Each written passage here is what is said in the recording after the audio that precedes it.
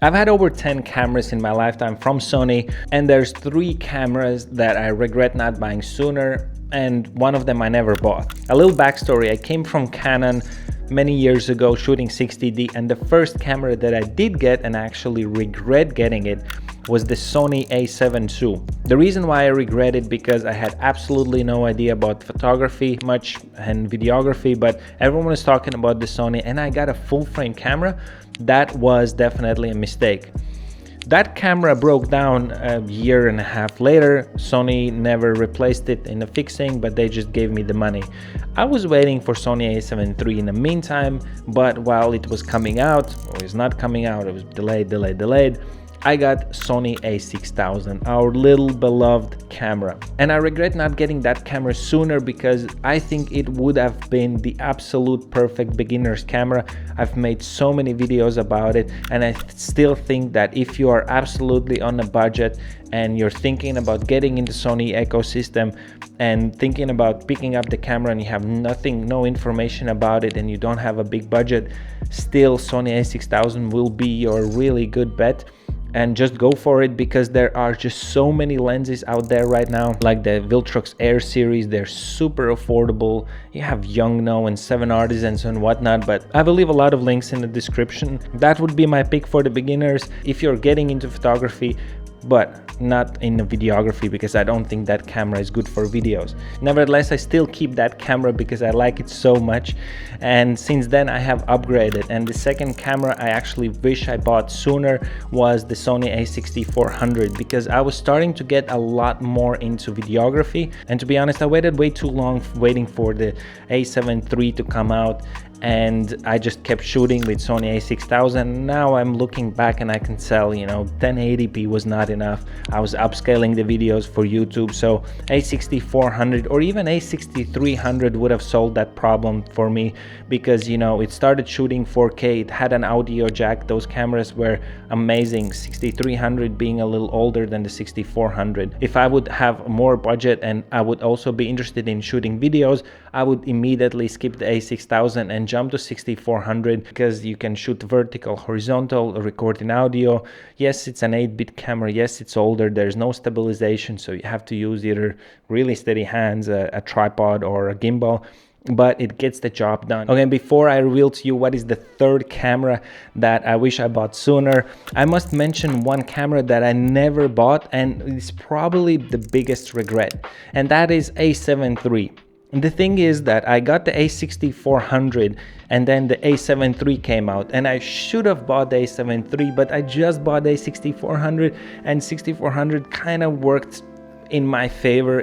I could do everything, but by the time I overgrown the a6400, the a7 III was already out for like 2 years or so, and I thought, you know what, a7 IV is probably gonna be the one that I should be getting, and I did eventually get a7 IV. If I look back now, and I also tell this to you as an advice, it's okay to upgrade, because these kind of cameras will probably last you a long time. And here's a funny part, guys: every time you see a backpack in my videos, I get a ton of comments on what it is. So this one is from PGY Tech. It's called One Go Roamer Tote Bag. So I got the 18-liter one. There's also 25-liter. They have a bunch of different colors, like the black, the green, or this one which I have, and I find it so nice in the city because it really nicely fits the outfits, and it doesn't look like a photography backpack, but there's plenty of space inside where you can organize your gear with these different dividers, as well as a lot of pockets. And it's just so freaking smart, because you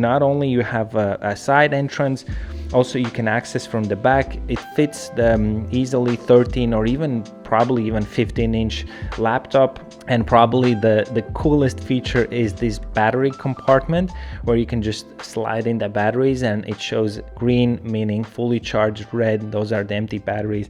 So many little cool things, magnets everywhere, and just really high quality. Check them out. I'll leave the link in the description.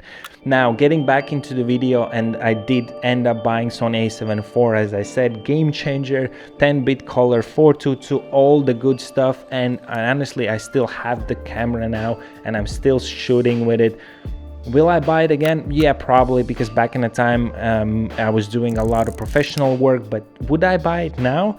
As of today, probably not. And the last camera that I wish I bought sooner was the Sony a6700. And I'm just telling everyone to buy this camera. I made a bunch of videos, you can check in the description, that you don't really need that full frame power unless you're really doing professional work, because you can do so much with this camera.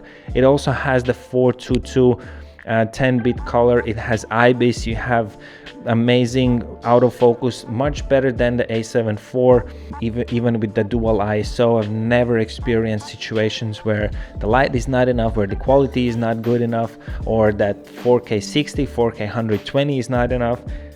Everything is enough with this camera, and at the price point that you can get it, plus also that you can buy it used.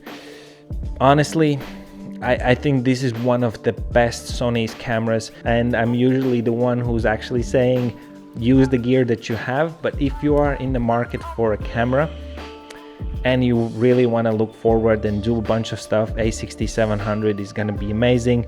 Photo video work, you probably can still get along with this a6400, and if you're just getting into photography, a6000 is probably going to be your best friend to just start it off. Yes, I am skipping a lot of full frame cameras, but I think, you know, those are for those who really want to do a pro work, and or just want to throw money at things for their hobbies. That's also fine, just like I did with A7 II. Nevertheless, guys, that's it. These are the 3 cameras that I wish I bought sooner, and one that I didn't buy at all and regretted the most. I hope to catch you all in the next video. Keep on creating.